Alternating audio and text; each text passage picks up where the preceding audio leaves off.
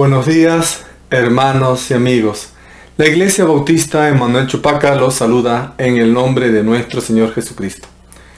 La muerte es un tema que a muchos le causa miedo, a otros curiosidad, pero es un evento por el cual todos nosotros vamos a atravesar. ¿Qué sucederá después de la muerte? Esta es una pregunta que se ha hecho el ser humano durante muchos siglos. En esta mañana intentaremos abordar sobre este tema. Pero antes de iniciar la exposición de la palabra de Dios que tenemos preparado para hoy, acompáñanos en un momento de alabanza y entonemos juntos una canción titulada La vida se va como el viento.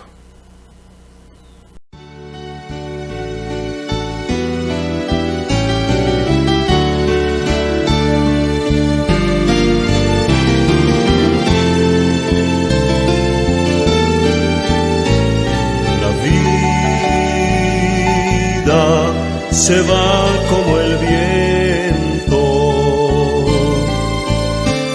se va como se va la niebla,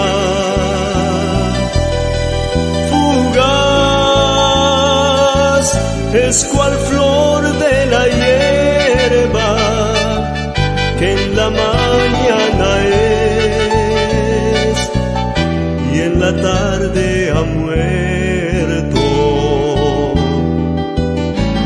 Jamás puede el hombre saber los días que Dios le concederá. Jamás puede el hombre saber en cuál amanecer ya sus ojos no se abrirán. Y es por eso que el hombre debe buscar el sendero que a Dios le ha de llevar. A Jesús, quien es el camino, quien es el camino, la verdad, la vida eterna. Y es por eso que el hombre debe buscar el sendero que a Dios le ha de llevar. A Jesús, quien es el camino, quien es el camino, la verdad y la vida.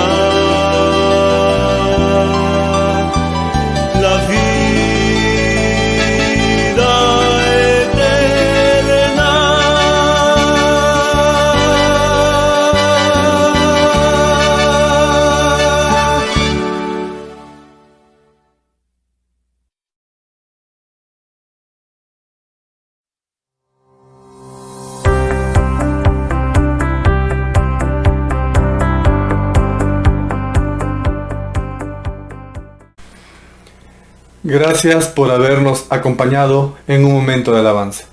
Ahora te invito a que escuches el mensaje de la palabra de Dios que tenemos para hoy, titulado ¿Qué sucede después de la muerte? Primera parte. Pero antes, acompáñanos en un momento de oración. Oremos. Bendito Padre Celestial, gracias Señor te damos porque nos permites compartir tu palabra a través de las redes sociales.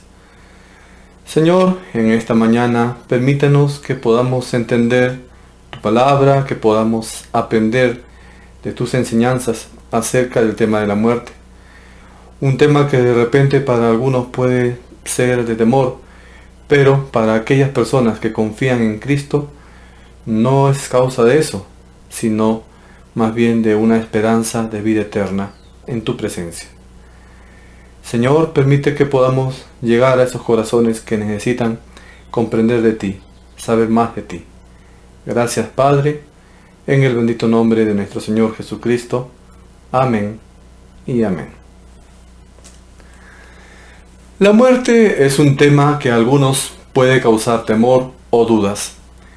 Si le preguntáramos a alguien, ¿qué piensas que sucede con el hombre después de la muerte?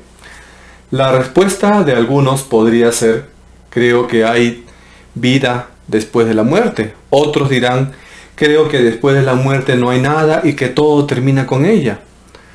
Otras personas dirán que creen que aquí mismo es el cielo o el infierno y aquí todo se paga en esta tierra. Este pensamiento es muy común entre los hombres, pero ¿qué sucede después de la muerte? ¿Existe la vida después de la muerte o todo termina con ella? Dentro de la fe cristiana incluso hay una gran confusión con respecto a lo que sucede después de la muerte.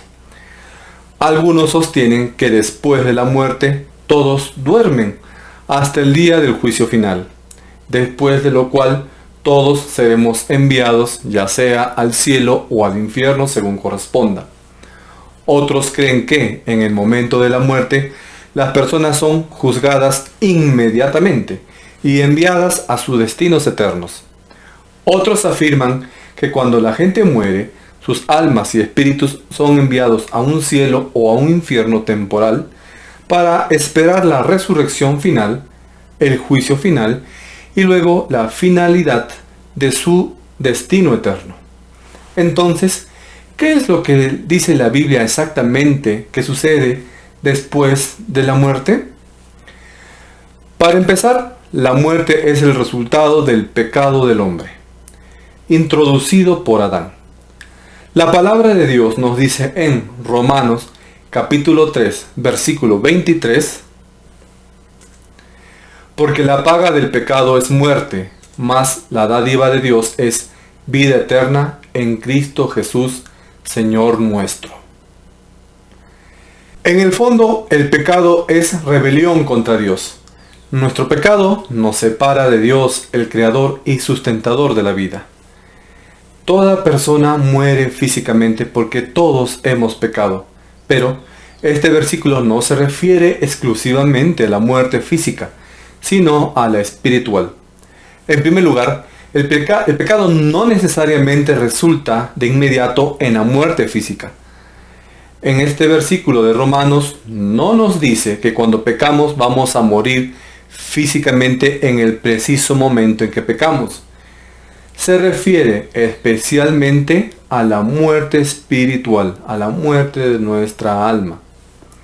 En segundo lugar, cuando somos salvos en Cristo, somos rescatados de la muerte espiritual final y traídos a la vida espiritual final.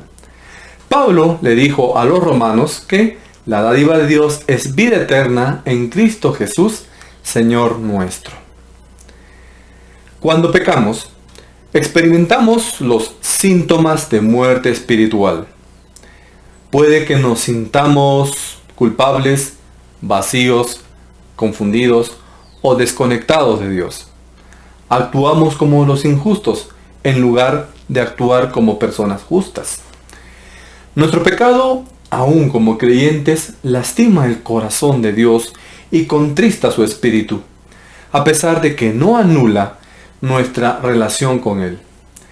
Nuestro pecado pone una barrera, pone un muro entre Dios y nosotros. Otro versículo que nos ayuda a entender al pecado como causa de la muerte y cómo es que éste se transmitió al mundo es Romanos capítulo 5, versículo 12. Por tanto, como el pecado entró en el mundo por un hombre, y por el pecado la muerte, así la muerte pasó a todos los hombres, por cuanto todos pecaron. La muerte de todos demuestra el pecado de todos. Al incurrir en la desobediencia, Adán vulneró la ley esencial de su ser, que era su sumisión, su obediencia al Creador, lo que trajo indefectiblemente como consecuencia la separación espiritual entre Dios y el hombre, que es la muerte.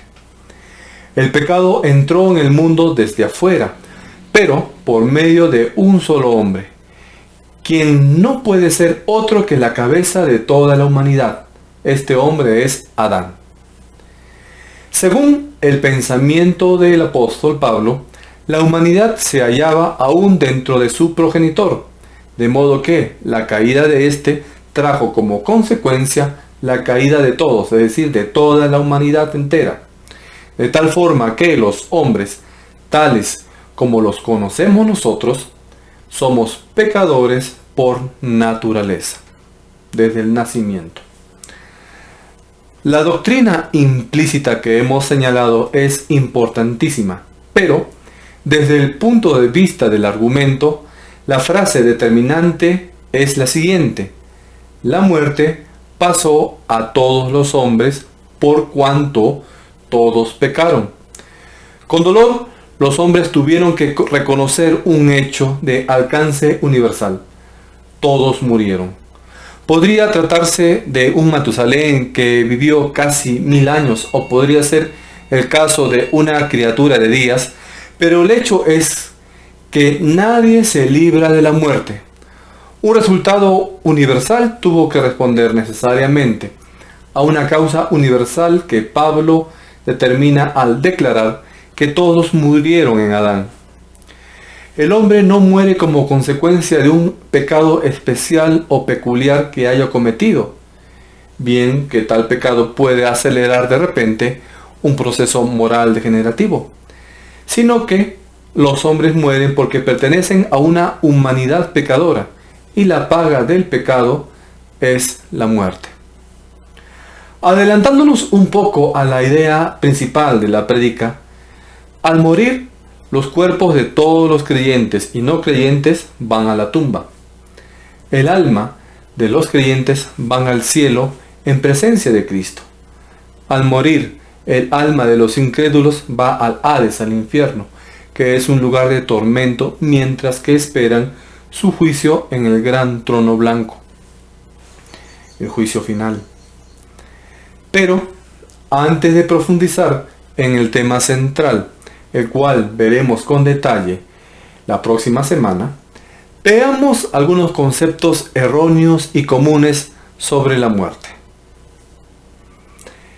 El primero de ellos: ¿hay vida después de la muerte?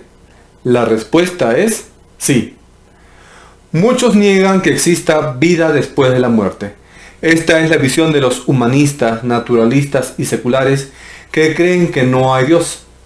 Ellos dicen que las luces simplemente se apagan, pero afirmar que no existe Dios requiere de mucha fe, quizás incluso más fe de la necesaria para creer que existe Dios. Segundo, ¿el alma duerme después de la muerte? La respuesta es no. El sueño del alma es la creencia de que después de que una persona muere, el alma duerme, es decir, no experimenta absolutamente nada hasta la resurrección y el juicio final. Esta teoría se conoce como el estado intermedio. Pablo refutó esa idea al enseñar que cuando morimos, en el caso de los cristianos, estamos inmediatamente en la presencia de nuestro Señor Jesús. Filipenses capítulo 1, versículo 23 nos dice: porque de ambas cosas estoy puesto en estrecho, teniendo deseo de partir y estar con Cristo, lo cual es muchísimo mejor. Desde el punto de vista de su propio bienestar, Pablo daría la bienvenida a la muerte para estar con Cristo. Esto sería mucho mejor para él. Si las autoridades romanas decidían ejecutarle, él ya no tendría que sufrir palizas, ni naufragios, ni otras dificultades por la causa de Cristo. En vez de eso, estaría con Cristo en la gloria. Esto a Pablo le parecía maravilloso, no porque quería morir, sino porque creía que él, como cristiano, gozaría de la vida después de la muerte al lado de Jesús. Tercero, ¿existe la reencarnación? La respuesta es no. La esencia de la reencarnación es que volvemos por muchas vidas. Esto nos permite evitar la realidad de enfrentar a Dios en juicio. La reencarnación enseña que las formas de vida actuales, desde los insectos hasta los seres humanos, son un reflejo directo de lo bien que nos hayamos comportado en vidas anteriores. Cuanto mejor estábamos, más arriba de la cadena alimenticia vamos a regresar en una futura reencarnación. Pero la reencarnación no está fundamentada en la Biblia. De hecho, la Biblia enseña todo lo contrario. Hebreos capítulo 9, versículo 27 declara: y de la manera que está establecido para los hombres, que mueran una sola vez, y después de esto, el juicio. Aquí vemos que la muerte está incluida en la serie de acontecimientos de los seres humanos. Para la persona que no ha sido salvada, que no aceptó a Cristo, después de la muerte solo se encuentra el juicio. Estimado amigo, si la muerte de Cristo no te ha salvado aún, en un futuro no habrá más que juicio para ti. Cuarto, después de la muerte todos nos dirigimos a una luz. La respuesta es no. Es común que escuchemos historias de personas que estuvieron cerca de la muerte, contando acerca de una luz brillante.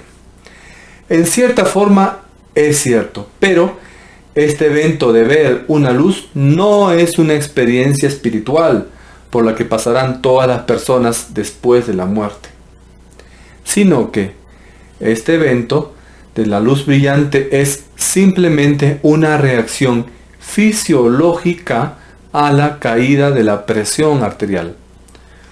Todos hemos escuchado a personas testificar de experiencias cercanas a la muerte en las que miran por un pasillo largo y ven una luz brillante.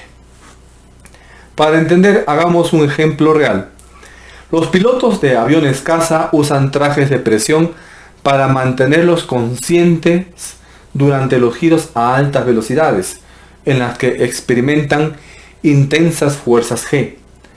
Es posible que un piloto que haga un giro tan apretado que la sangre comienza a salir de su cerebro. Cuando esto sucede, el campo de la visión se cierra por todos los lados para producir una especie de visión con aspecto de túnel largo y con una ligera luz hacia el final. Tal evento también puede suceder en el punto de la muerte cuando baja la presión arterial.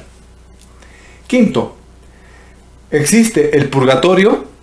La respuesta es no. La idea detrás del purgatorio es que muchas personas no son lo suficientemente buenas como para ir directamente al cielo. Por lo tanto, se colocan en un estanque de retención hasta que suficientes personas recen por ellos para que puedan salir del purgatorio y así poder entrar al cielo en una segunda instancia. El purgatorio nunca se menciona en la Biblia. Está en uno de los libros apócrifos escritos por los judíos en aproximadamente el siglo II. Los judíos y los cristianos no aceptan estos libros como divinamente inspirados. Desafortunadamente, la Iglesia Católica Romana los elevó para hacerlos parte de su Biblia. Sexto, ¿San Pedro está en la puerta del cielo? La respuesta es no. La idea comúnmente aceptada por muchos es que cuando mueran se encontrarán con San Pedro a las puertas del cielo.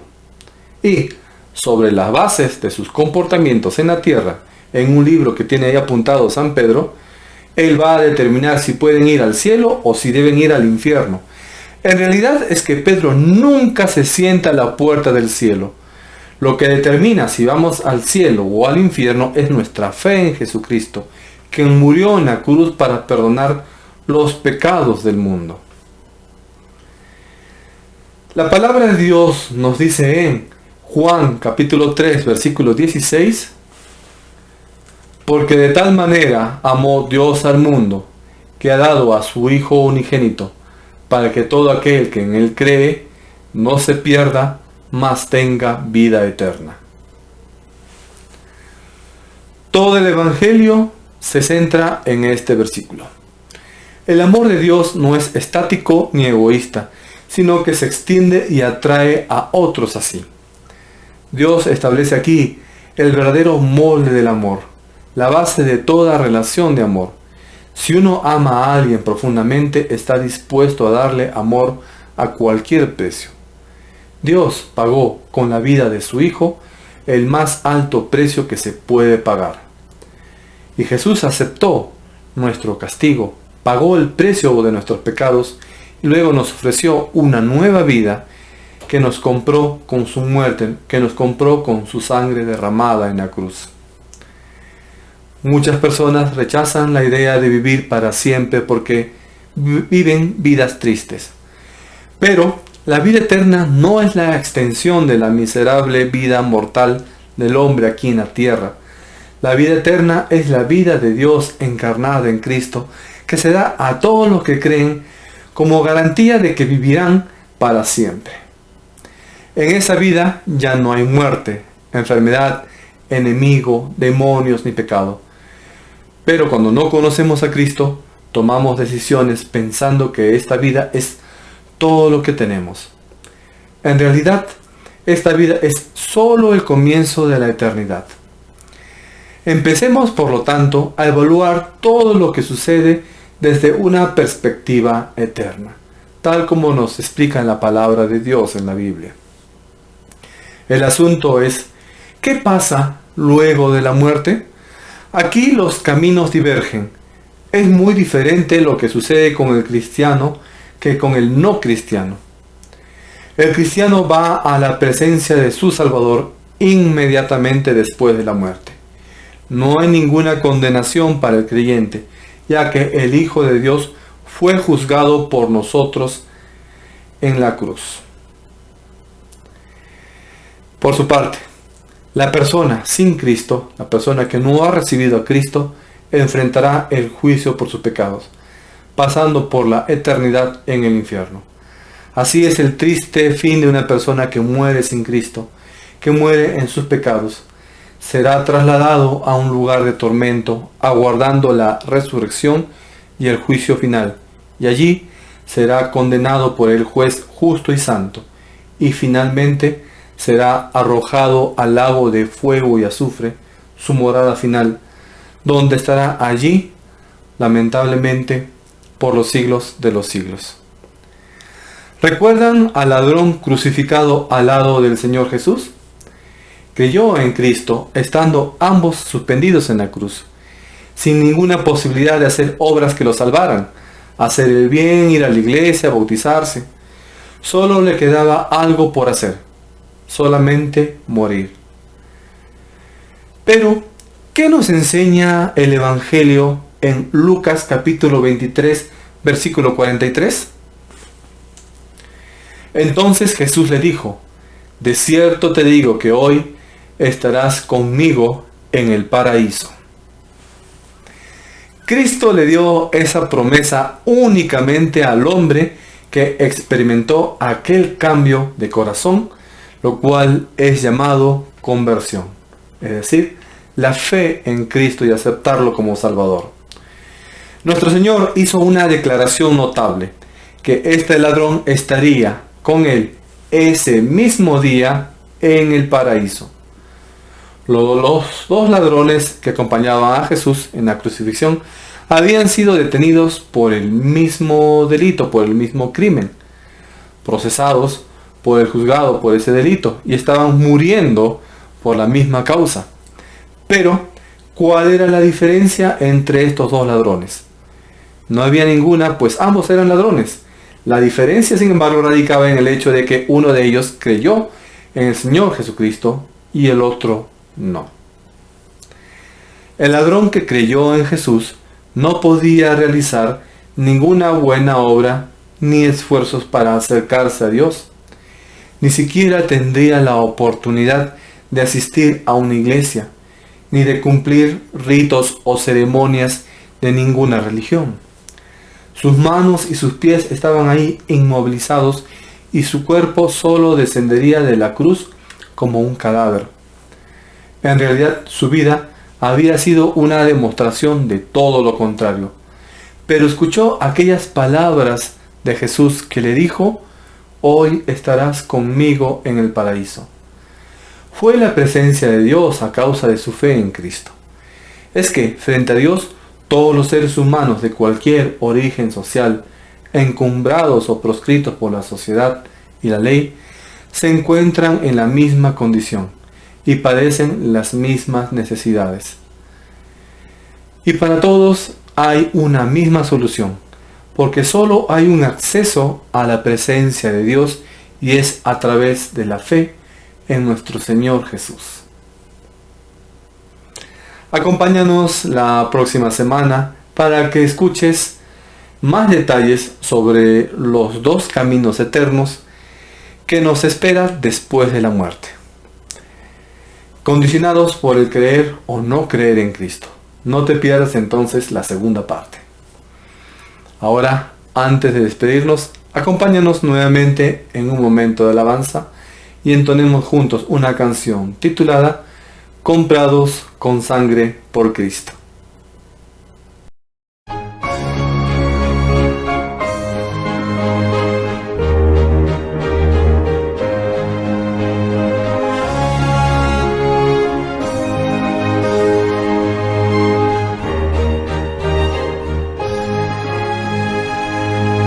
Comprado con sangre por Cristo, gozoso al cielo ya voy, librado por gracia infinita, cual hijo en su casa estoy.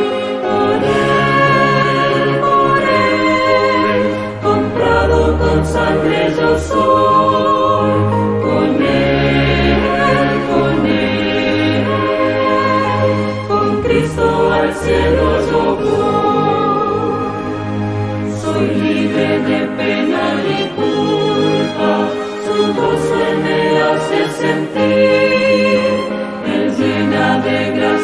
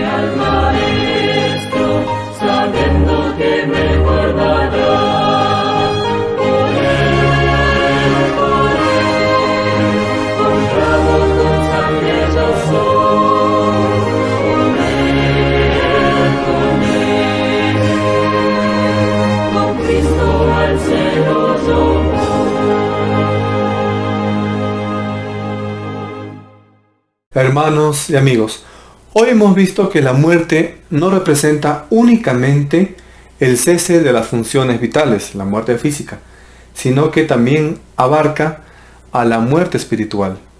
Pero esto es en el caso de aquellas personas que no han experimentado una conversión, que no han aceptado a Cristo como su Señor y Salvador. Por tanto, es necesario que en el caso tú no lo hayas recibido aún, te acerques a Él. Ahora, antes de despedirnos, te invito a que nos acompañes en un momento de oración. Oremos. Bendito Padre Celestial, gracias Señor te damos por tus bendiciones. Gracias Padre por tus cuidados y provisiones. Señor, en este mundo actual nosotros tenemos diferentes necesidades. Pueden ser materiales, económicas, de estudio, laboral, problemas familiares. Pero también, Señor, en nuestra vida experimentamos de necesidades espirituales. Padre Celestial, tú también suple esas necesidades que podamos tener. De repente podemos tener miedo, rencor u otro tipo de emociones que están afectando nuestra alma, nuestra vida. Tú ayúdanos, Padre Celestial, a poder resolver esos problemas. Asimismo, existen muchas personas que están viviendo en muerte espiritual, alejados de ti. Señor, ayuda a todas aquellas personas que aún no te tienen en su corazón, a que puedan experimentar un nacimiento nuevo, a que puedan experimentar un acercamiento a ti, y ellos también, al comprender tu palabra y tu mensaje de salvación, poder experimentar la vida eterna. Padre Celestial, escucha las peticiones de nuestros hermanos en la fe y de todas las personas que nos escuchan. Suple sus necesidades en momentos de dificultad y cuida su salud. Te pedimos todo esto, Padre, en el bendito nombre de Jesucristo. Amén. Nuevamente, muchas gracias por tu atención. Te invito a que no te pierdas la segunda parte de esta prédica el próximo domingo. Muchas bendiciones y hasta pronto.